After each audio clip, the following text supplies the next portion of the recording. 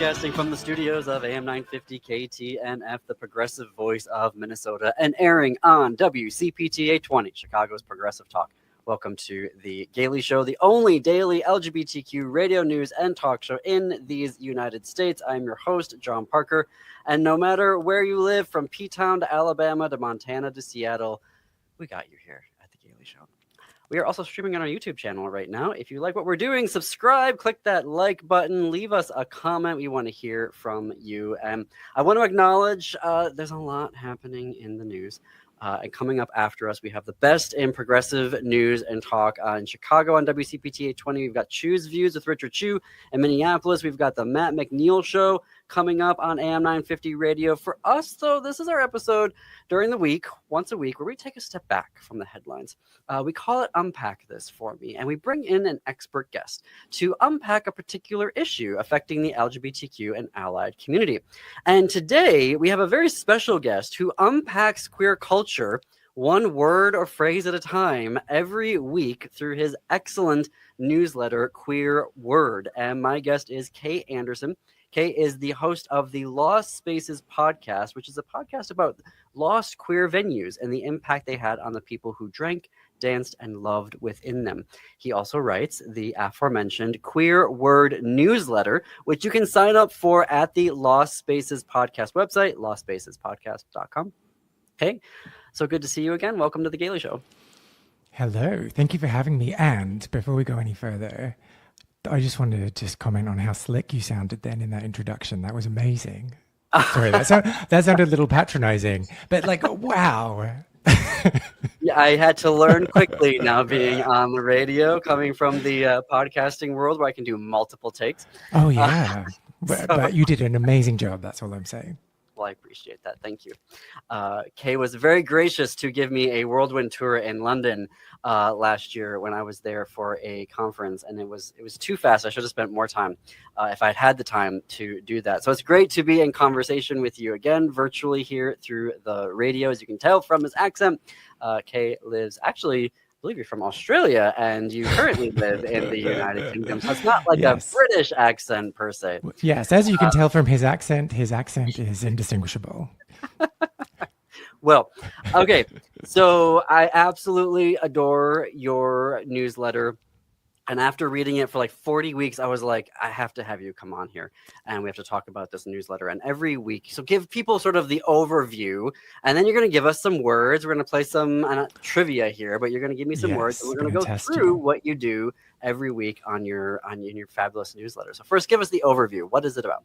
Yeah. So, I mean, in a nutshell, Queer Word is unpacking a different queer term or phrase or thing one week at a time, and I will share a word. I will tell the reader what it means, use it in a sentence, and then talk a bit about its history.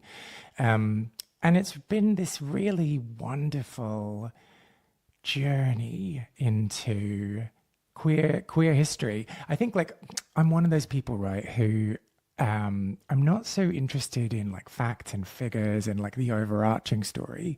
I'm really interested in the details and in like really getting underneath the hood of something and really understanding something.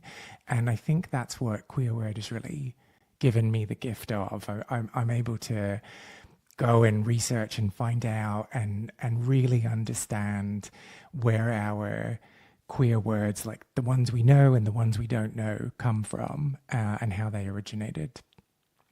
Well, and I love, because even the ones where I'm like, oh yeah, I know what that is, and then I get into your email and I'm like, I had no idea the journey that this particular phrase or term went through to get to where we are today. And I also love how you have a poll and people can respond back. So then like the next week you get feedback from folks about what they thought about that particular word, and so it adds a whole other like dimension to your newsletter. So maybe without further ado, should we start with the first term / phrase that you have for us today? Okay. So I wanted to give you a little quiz on Polari. Now, first of all, do you know what Polari is? I don't. You should do, because you've been reading the newsletter for the last 40 weeks. But anyway, I'll let that I one don't know go. them all memorized. So anyway, Polari is this secret slang language that originated in the UK and predominantly in London in the like 40s, 50s, 60s. I should specify the 1940s, 50s, and 60s because we're not in that century anymore. And it was this way of people, mostly gay men and theatre folks, which is, there's a massive overlap in those two audiences, but putting that to one side. Yeah, it was this kind of secret language that they had where they were able to talk openly with each other about like people that they were cruising on the street or like people who they were slagging off. Oh, do you know that term? Sorry, I'm being a bit overly British. People who that they were like making offensive statements about on the street without them knowing about it. And it was just this incredible language that developed in that period, but then died off after it got some mainstream acknowledgement and after the decriminalization of homosexuality in 1967. And the reason that I wanted to quiz you on this is because lots and lots of these words have now entered like everyday British use, and like it's really common to hear people using these phrases and terms, but I don't know whether they've made their way across the Atlantic and whether you will be familiar with these terms. First of all, Polari is Polari. That's right, yeah. Okay. So let's start with the first one, see if it made it over. Are you ready? That was a deep sigh. Okay. So my favorite word, and I use this word like all the time, is zhuzh. Yes, we have zhuzh, I think. And what does it mean? Oh, God. Like you zhuzh something, you zhuzh it up, you make it fancier, you give it some style. Yeah, that's very, very good. That's 1 point. I'm actually, I need to keep track of what you get and what you don't get. I'm going to write it down. +1 for John. Oh, no, I didn't think of any prizes. I'm going to have to send you something. Okay, right. The next word, naff. Now I'm feeling bad because I remember this in the newsletter and it was like NAFF and I'm blanking on it. So and I'm sure there's probably people on the radio going, yes, we have it, but I'm being silly and don't. So let's, for the sake of the listeners, say we don't know what it is. So if you've got any British listeners, they'll know this one. It just means like it's a bit dumb, a bit outdated, a bit bad. Like it's naff. I don't like that. That's naff. That's how you would use it in a sentence. I'm just realizing there's so many of these words I could actually use on air here. We could create a whole radio Polari. Yeah, you could teach people. Bonner is the next one. BONER? No. I heard. Bona, spell it for me. It's BONA. Bona. No. It means good. Oh. Okay. And it's like a bit of I don't know, I'm allowed to say that word. No, I can't think of another word. It's a bit of a mispronunciation of the Italian buena. Okay. Oh, okay. Ria. No. That is hair, and it's backslang, so it's the word spelt backwards. Oh, why did that need to be coded like that? I don't know, to be honest. I think my assumption would be that if you're making a comment on someone in the street and how bad their hair is, you would say Ria, and then they wouldn't necessarily know. This is catty. Well, yeah, I mean, like I told you, it's mostly gay men that used it. And before anyone comes for me, I'm allowed to say that because I am a gay man. Okay, what about bevy? Bevy. Oh, I remember this one too is that beverage? Like a alcoholic beverage? Yes, yeah. So you would say like, do you want to go for a bevy? What about Scarper? Scarper. No. What is You're it? not even trying. Come Yeah, on. I do not know what. The first thing I thought of was Scarface when I heard that. So probably not that. Scarper. No, it's not that. So it means to run away, to like, you know, my ex came into the bar and I Oh, quickly scarpered. okay. I think I have heard of it actually. I'm sure you would have. That's quite a common term. That feels like What? something I would do. Yeah, Quick, we've all been someone I don't there. like. Scarper. What about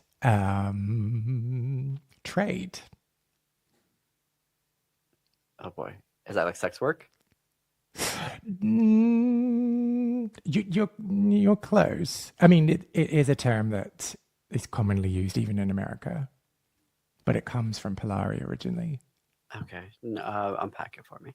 So yeah, so it's a sexual partner, and often someone who is straight identifying, and so often it can be someone who is a sex worker, but not always. Okay, So you know that one, right? sure. Like check I do out know. that trade over there. I mean, Oh, okay, yeah. That. See, thank you. Put it in a sentence for me. All right. And here's one you definitely know: camp. Oh well, yes. But that came from Polari. Yeah. Really? But also, how difficult is camp to define? Oh, well, I guess you would have to tell us that. You unpack that word. Well, There's I a whole find. book about this, though, isn't there? Oh, is there? Um, uh, oh, I'm not gonna remember it. I'll see if I can try to Google it in the break. Who wrote the book about this?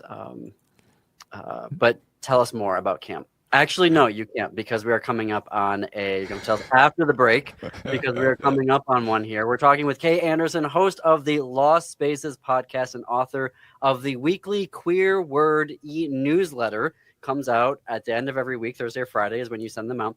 And it is just this. It is the opportunity to hear a word or a phrase, a term, and unpack the queer history around it. So we're going to have more with Kay when we come back. If you like what we're doing on YouTube, we have all these playlists set up for you. If you want LGBTQ news in Chicago, in Texas, you want our pro-democracy playlist of all the folks we talk about how to save American democracy, go to our YouTube channel. You listen to The Gaily Show. More after this break.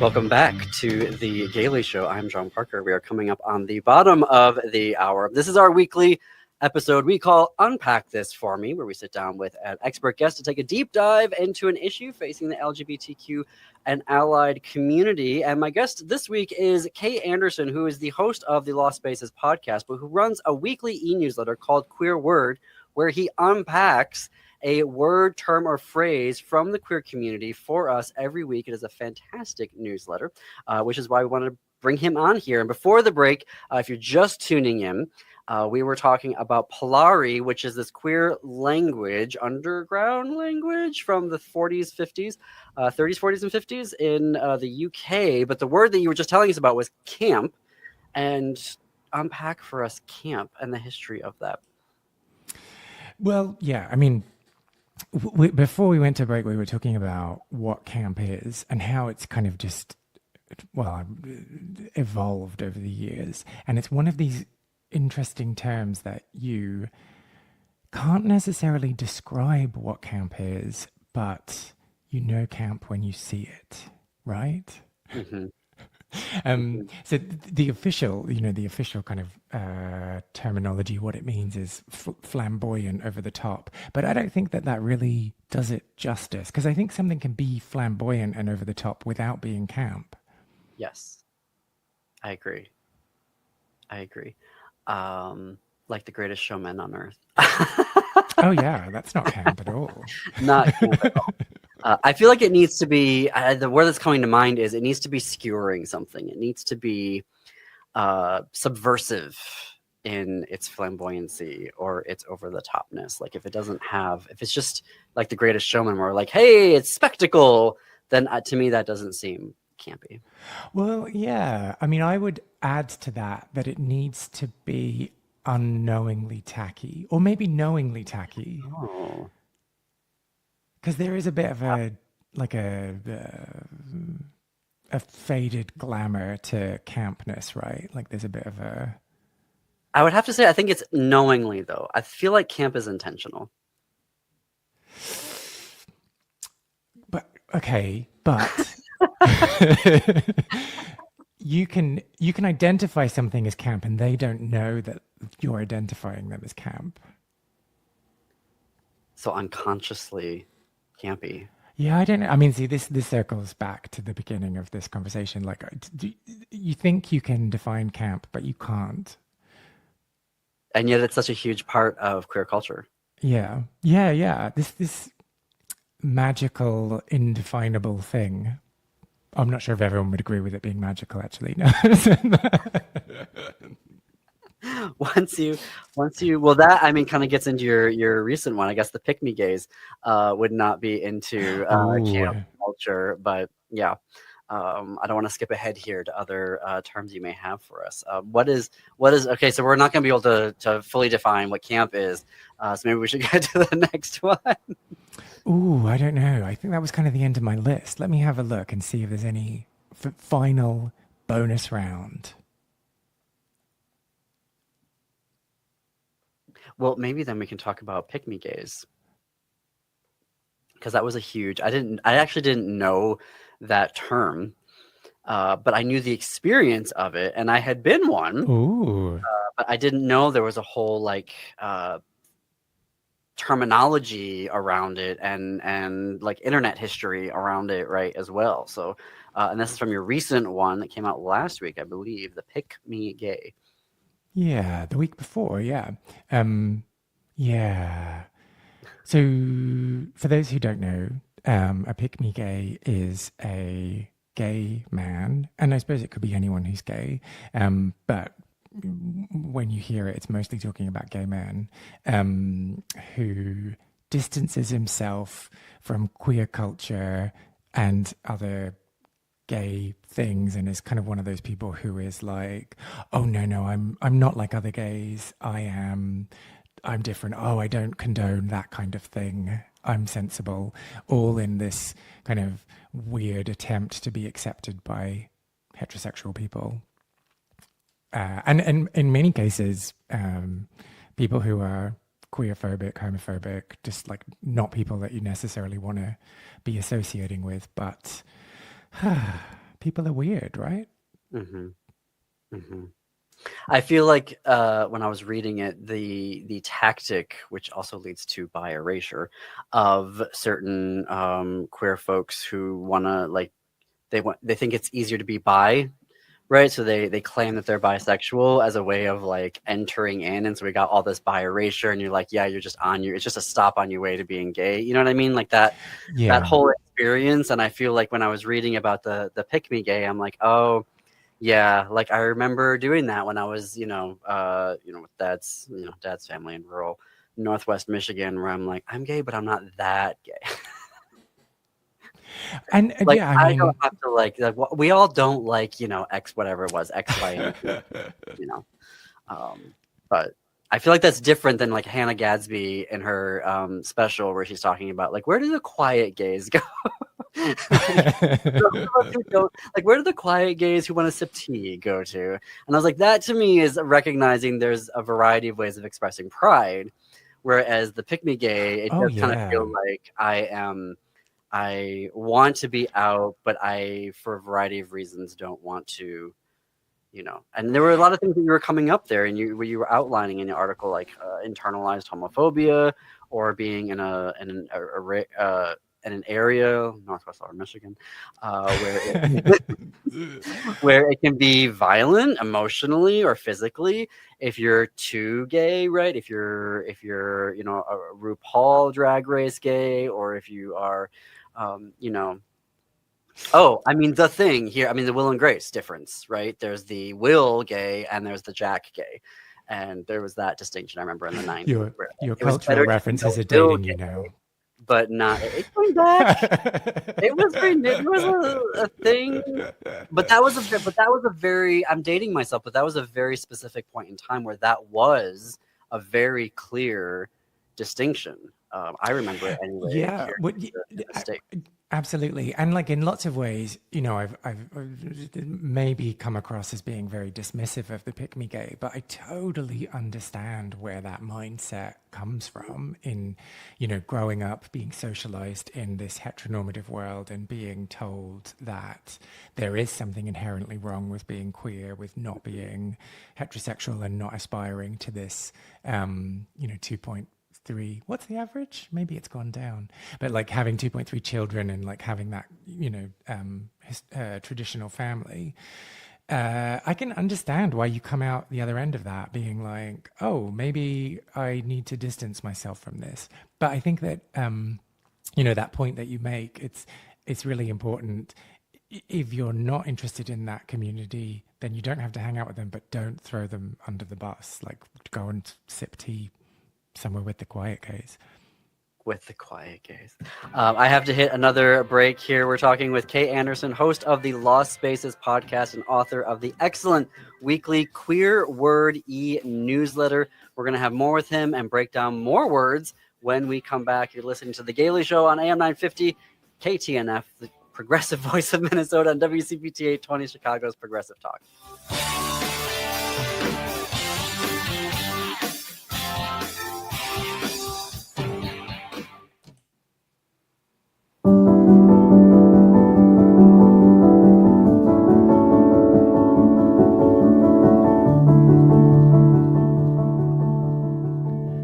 From the studios of AM 950 KTNF, the progressive voice of Minnesota, and airing on WCPT 820, Chicago's Progressive Talk. Welcome back to the Gaily Show. It is 33 minutes after the hour. I am John Parker, also streaming on our YouTube channel right now. So if you like what we're doing, you're watching us there, click subscribe, click that like button, and leave us a comment. It's our weekly Unpack This For Me episode where we bring in an expert guest to join us and talk about an issue facing the LGBTQ and allied community. Or they're an expert that weekly unpacks queer culture and history for us through their excellent newsletter. And that's who we're talking to today, Kay Anderson, who is the host of Lost Spaces, a podcast about lost queer venues and the impact they had on the people who drank, danced, and loved within them, but also writes the Queer Word e-newsletter. Comes out at the end of every week. You can sign up for it at lostspacespodcast.com. We were talking about the Pick Me Gay before the break here in our last segment, and there was one that I saw the subject line come through and I like guffawed. It was the Mighty Carabiner. So do you want to tell us about the Mighty Carabiner? Well, yeah, I mean, I thought it was about time that we unpacked why the Carabiner is making a comeback. It was this. So first of all, the Carabiner is. I didn't know it went away. Oh, okay. So like, we need to maybe have a conversation about this. But a carabiner is like a climbing, what's it, like a hook kind of contraption that you use that helps you to secure when you're doing rock climbing and things. And if you're a rock climber, if you're a rugged outdoorsy person, which you can probably tell I'm not because I can't describe what a carabiner is, it's something that you would wear like on your backpack or you would have on your belt loop. And for a really long time, for decades, it's also been this way of flagging if you're a lesbian or a woman who loves women, a woman-loving woman, to demonstrate to others when you're in public safely that you might be interested in going for a drink or being chatted up on the train. And I had thought that it had disappeared for a while and it was kind of outdated and uncool. John disagrees with me, but it's made this comeback recently and it's been like especially popular on TikTok. So I've just been kind of fascinated by the history of it. And there's some great photos that you have. I love that you include photos of the word to kind of see how it manifests itself visually in our culture, because obviously with Instagram and TikTok and all Pinterest and all of that, there's a definite visual component to how we express these. And there was one photo of that in particular, and I can't show it here because it's in the email, but there's this individual that's got like 400 carabiners, and there's like one in every color. And I was very appreciative of that one. You also had a photo of a fashion show where the carabiner had been included into this very fashionable black dress and coat. I'm not describing that well. But British Vogue was jumping into it. Yeah, and this is why, like, I'm saying it's made a comeback, and maybe it never went away, but definitely for a mainstream audience, the carabiner is like having its moment in the last few years. Well, that's a great one too. Is there a way for folks to, like, if they subscribe, to get the back issues? Is that what you call it? Yeah. It's all available on the website is not the best URL, but queer-word.beehive, and that's beehive spelled BEEHIV.com. And yeah, all the back issues are on there. Okay, we will put a link to that in our show notes and on our website. Oh, fantastic. So folks can get to that, and we'll put it on our Blue Sky as well. Something that you also covered in a recent edition was rainbow crosswalks, and this is something that MAGA here in the United States is very obsessed with. That, and the less than 1% of trans athletes. These two are like the major issues of the day in the United States. It isn't fascism, it isn't grocery prices, it's rainbow crosswalks, and whether or not a single person is playing basketball on a team in high school. So I'm curious that when I saw that come in, I was like, oh, this is going to be really interesting to have someone across the pond looking at our crazy and unpacking it for us. So what did you find from your perspective in the UK as you were looking at us? Yeah, well, I mean, first of all, I would say that yes, you're probably like far ahead of the UK in terms of extreme and strange and problematic attitudes, but I think we're like catching up. So, this type of thing is starting to happen here as well, which maybe is reassuring, maybe is not. But I guess don't take our crazy. Well, and also reject the reform party. oh gosh, yeah. What was I saying? Yeah, I guess like it was kind of just this interesting thing for me to look into, because I think on the face of it, taking away a rainbow crosswalk doesn't seem like such a big deal unless you understand all of the many myriad of reasons behind why that would be something that people wanted to do. And so, yeah, digging into the history of the rainbow crosswalk, where they exist, why they exist, where they exist, and the fights that people have fought in order to have them in their areas, or even just the activism of people going out with a box of chalk and painting their crosswalk rainbow colored, just as a symbol to be like, hey, there are queer people in this community and queer people in this community are welcome. That was really fascinating for me. And I guess it's that thing, isn't it? That like, they take away one thing. If you don't speak up at that point, they'll take away another thing. They'll take away another thing. So it is really just kind of the tip of the iceberg. Mm-hmm. But I mean, they're taking away multiple things at once. Oh, this was supposed to be a happy conversation. Sorry. This is the Gaily Show. This is the Gaily Show. We talk as much about depressing stuff as we do about the lighter stuff that we also need, but actually kind of segues beautifully into not only do you unpack these amazing words from our culture and our history, but you also include news headline sections. One is Queer Joy, which you're like, hey, we need to have joy in our lives. And then a few weeks or a few months later, you were like, okay, there's also some rage happening here. So you added a Queer Rage section as well. So tell us about those sections, how you go about populating them and finding the news that you include in those various sections. Oh, I wish there was like an actual method to the mayhem, but it's basically like, oh, this is interesting to me. I'm going to share it with other people. But yeah, I guess like when I started the newsletter, I was like, I just want to do silly, frothy, campy, stupid, ridiculous things. And after a wee while, I was like, oh, actually, this isn't quite hitting the spot, and I want to explore other things. But they were also just like week after week, there was some ridiculous thing happening in the news that I wanted to highlight and bring to people's attention. So yeah, I guess that's where it all kind of came from, and I've kind of become a bit more politicized and a bit more vocal through doing the newsletter. Well, I have to say, running a daily show, you have to go and find Queer Joy news.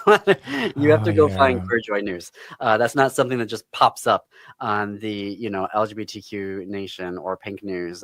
So tell me, I mean, how do you go about finding I mean, you're just reading a whole bunch of queer media to find stuff that is good news or joyful news?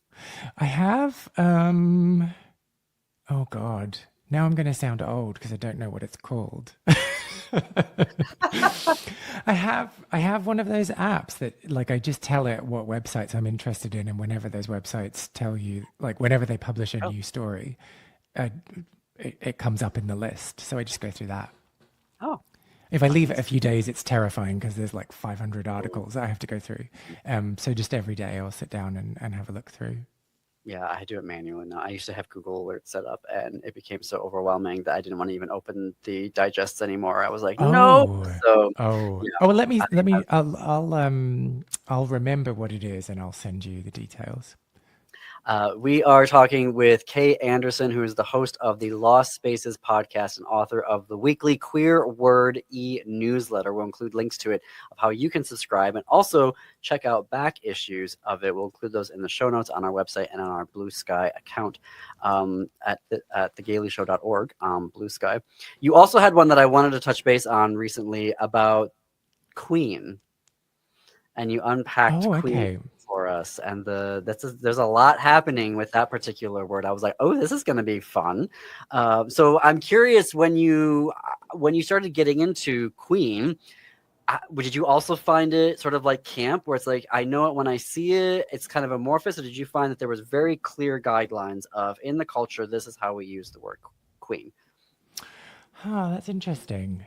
So, okay, I have a funny thing about the word queen. And I think it's because it's used to like misgender someone quite often, right? Like I know it's like an inside joke. It's a thing that people kind of say, "Oh, that bitchy queen over there," or whatever. But I've always like found that discomforting when if someone's saying that towards me. Not that people are calling me bitchy, by the way. Just just putting that out Stop there. saying that. Um, oh, PC sorry. guidelines. Oh, surely that word's allowed. Come on. We don't take any Oh, chances. oh, okay, okay, okay. I'm sorry. That person. Oh, okay. Anyway, but so yeah, digging into it and finding out that in the 60s and the 70s there was like a whole range of uses of the word queen. Was really fascinating and interesting that it like has kind of petered off a little. It's used now in particular circumstances, but nowhere near at the scale that it was.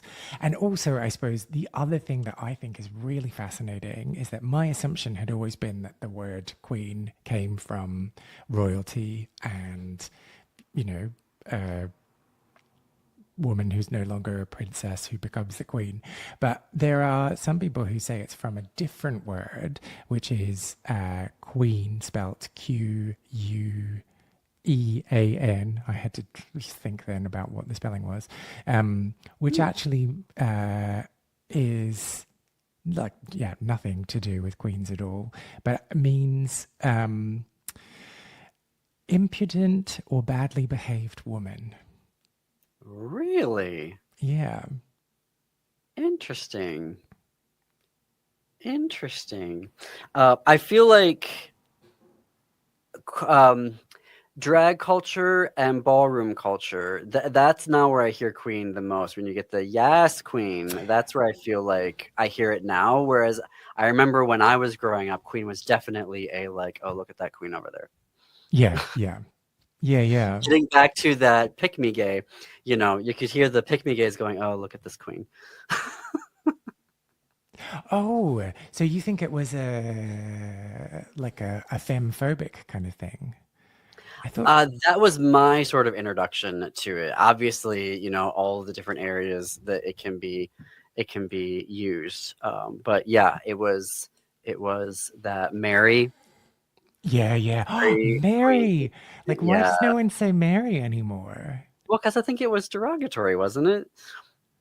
Well, yeah, but like that doesn't mean that people will stop using it. Oh, I guess that's Have true. you heard the word Karen? Touche. Tuesday. I have to fit in one more break here. We're talking with Kay Anderson, host of the Lost Spaces podcast and author of the excellent weekly e-newsletter Queer Word. Before we take this break, do check out our companion podcast, GLAAD Media Award nominated This Queer Book Saved My Life. I interview LGBTQ guests from across the rainbow about the queer books that had a life-saving impact for them. Plus, we bring in the authors to join the conversation. You can find This Queer Book Saved My Life everywhere that you stream your podcast and at thisqueerbook.com. You can keep the conversation going with us when we're not on the air on Blue Sky, the only social media channel I will allow us to be on. And the minute it goes fascist, we're off of there too. But you can find us on Blue Sky. We're at thegayleyshow.org. You're listening to The Gayley Show. More after this break.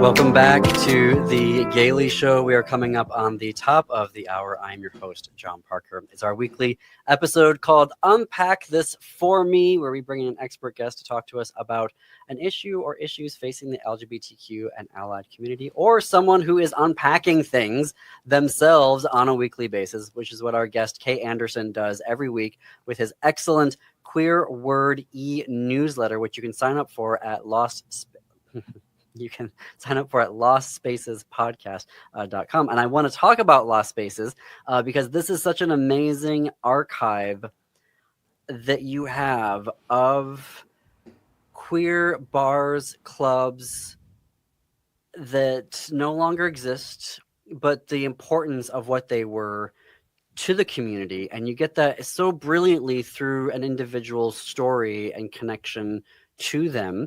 That podcast is concluded, but obviously everyone, podcasts live forever now. So folks, you can find it everywhere that you get your podcasts. And there are a number of episodes. You went for 4 years, 5 years? 5.5, yeah. 5.5 years. So tell us about and someone needs to make a book out of this. You need to make a book out of this because it is such a phenomenal archive of our history, like you're doing now with Queer Word, the newsletter. Each of these episodes, as you begin to go through them, just paints this picture of what life was and how we were coming together as a community and how we were supporting each other as a community, and then the loss of that as time went on. Is there a question there? Yeah, tell me about the podcast. Tell you about the podcast. Well, okay, so first of all, in response to what you've just said, I guess the other thing that I would add to that is that community doesn't always show up. And I think that was an important thing about the podcast to explore is that for lots of people, yes, queer bars and clubs and whatnot were safe spaces, wonderful, inviting, kind. But for some people, they weren't. And there's a responsibility that we have to try and reimagine spaces, whatever spaces become in the future, whether we have physical spaces or digital spaces, so that we can make space for everyone. But yeah, I guess the show, it was this wonderful gift that kind of came into my life. And I started talking to people that I knew really about spaces in London that no longer existed. But I knew from the beginning that I wanted to expand it out and get a sense from people in other cities, in other countries, and understand the universal aspects of those experiences. And I guess the thing I would say, going back to what I said at the top of this conversation, I'm really interested in the details, in the finer points of things. So we do talk about the space, the venue. We talk about I went to this particular gay space from the ages of 18 to 26, and this is why it was important to me. But really, the conversations are about the individual that I'm sitting down with and talking to. And I really want to understand how their queerness shaped the person that they became, and how the world around them shaped the person that they became, and how accessing that queer space offered respite or an opportunity to reflect on themselves or an opportunity to understand who they didn't want to be or the communities that they didn't want to spend time with. Mm-hmm. I know you and I have gone around on this about the invasion of queer spaces by gay bars, by bachelorette parties. But I think that there's something happening, and I think that's very unique to the United States right now, given where we are at as a country, where I'm going to be very curious to see the renaissance of specifically queer spaces. And I say that because in September, we were in Chicago visiting our sister station, WCPT 820, and we were just going to go for a walk along the lakeshore. I'm like, it's a beautiful day out. Let's just go and do that. And then we just happened, and maybe this is just how gay we are, we happened upon what ended up being the gay beach. I'm like, look at those pride flags over there. And Jim was like, this is probably the gay beach, John. But so we, took our shoes off and we sat down, and I was like, it was just so nice to be in a space that was just all homos, you know what I mean? Just enjoying a day at the beach. And I thought, oh, it just made it a little bit extra special. I'm like, okay, I like this. And I think that we're going to start to see maybe in the United States, this renaissance of devoted spaces to queer folks, because it's gotten really ugly there. And it is harder to spot, is this place going to be, is this bar, is this club going to be welcoming, or is it not going to be welcoming? But I think there is, to your point, which is very important, are we going to show up for those spaces and make sure they last for the long haul? I think there was this idea of, we can go to any bar now, we can go to any space now, and we don't just have to go to the queer spaces. But yeah, it's a really tricky one. I've got 30 seconds to get your response to that. Oh gosh! Oh no! The pressure! I can't deal with it. I guess the world of nightlife is changing, like not just queer spaces, but all spaces, because people aren't going out. They're not drinking the same ways, and so there is this whole reimagining that needs to happen. And I don't know what that looks like, but I do want it to be kind of inclusive. And I know that sounds a bit woolly, but I never felt completely secure in those male-only spaces, and I want a queer space where the kind of jaggedy wallflowers and the people who just want to drink tea can be, and that's my hope for the future. Well, we're gonna find out. The newsletter is Queer Word. The podcast is Lost Spaces Podcast. You can sign up for the newsletter at lostspacespodcast.com. There's also queer-word-beehive.com. I believe I'm getting that right. We'll put it in the show notes on our website. But it's not Beehive how you would think that you would spell Beehive. It's Beehive with a double I and a V and no E. Okay, we're going to put the link. But for folks in Chicago, up next on WCPT 820 is Choose Views with Richard Chu on AM 950 Radio. In Minneapolis, it is the Matt McNeil Show. And until this time tomorrow, keep it queer, America.